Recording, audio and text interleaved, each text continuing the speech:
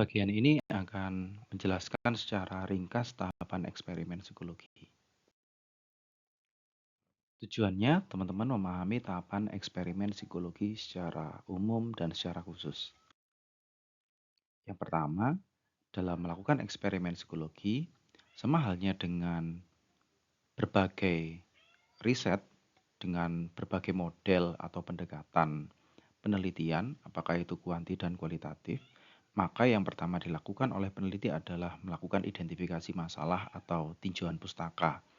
Di sini menjadi hal yang utama. Peneliti perlu secara intensif berfokus dan mengumpulkan berbagai kajian literatur yang mendukung untuk menemukan berbagai masalah yang paling relevan kaitannya dengan variabel dependen yang akan diteliti atau yang menjadi problem dari riset yang akan dilakukan. Maka pokok utama dari literatur ini adalah mencari adanya celah ataupun gap kekosongan dari berbagai perspektif literatur yang mungkin didapatkan. Lalu dari adanya celah dari literatur, maka peneliti melakukan pengembangan pertanyaan penelitian berdasarkan observasi atau bahkan pada pengalaman pribadinya. Ya, utamanya konteks eksperimen psikologi, jika di berbagai riset sebelumnya seringkali peneliti berfokus pada penelitian korelasional dengan pendekatan cross-seksional atau metode pengumpulan data melalui survei, maka perlu kiranya kemudian meningkat atau beralih pada pengujian kausalitas dengan melibatkan intervensi atau eksperimen pada metode penelitiannya. Nah, selanjutnya setelah didapatkan pertanyaan, maka didasarkan pada tinjauan pustaka, peneliti secara mantap dengan keyakinannya merumuskan hipotesis. Sehingga kemudian pertanyaan dari rumusan masalah itu bisa tergambarkan kemungkinan jawaban sementaranya. Ya. Akhirnya kemudian hipotesis didapatkan dari pernyataan sementara untuk menjawab tujuan dan rumusan penelitian.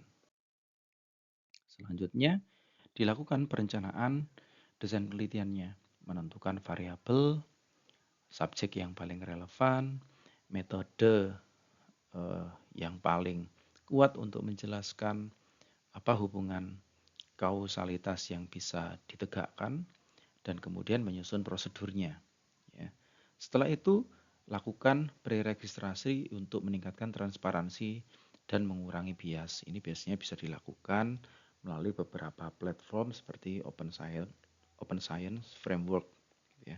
Atau bahkan kemudian dilanjutkan untuk didaftarkan pada komite etik, ya, untuk mendapatkan persetujuan etik. Secara internasional itu dikenal sebagai Institutional Review Board.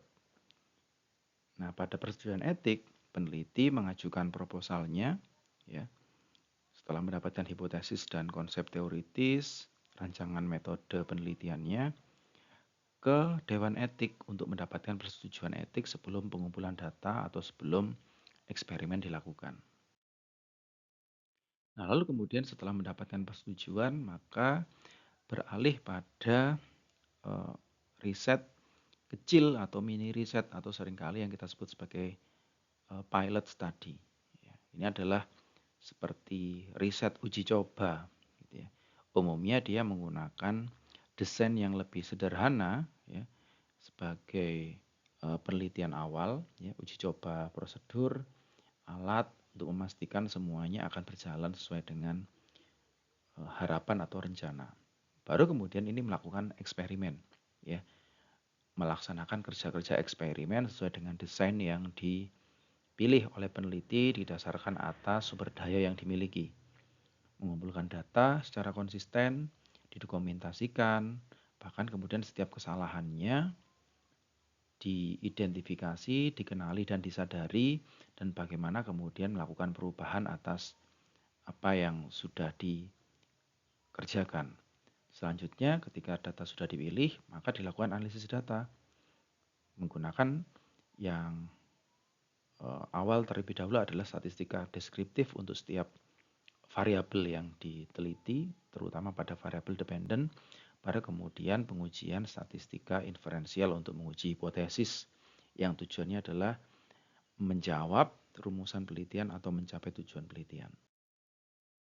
Baru kemudian membuat atau menarasikan atau menyelesaikan naskah dalam bentuk laporan hasil dengan menuliskan laporan penelitian sesuai dengan struktur artikel ilmiah dengan adanya abstrak, pendahuluan, metode, hasil, diskusi, referensi, bahkan kemudian lampiran-lampiran atau bahkan dataset yang kemungkinan besar bisa kita bagikan secara terbuka sebagai bagian dari transparansi hasil riset.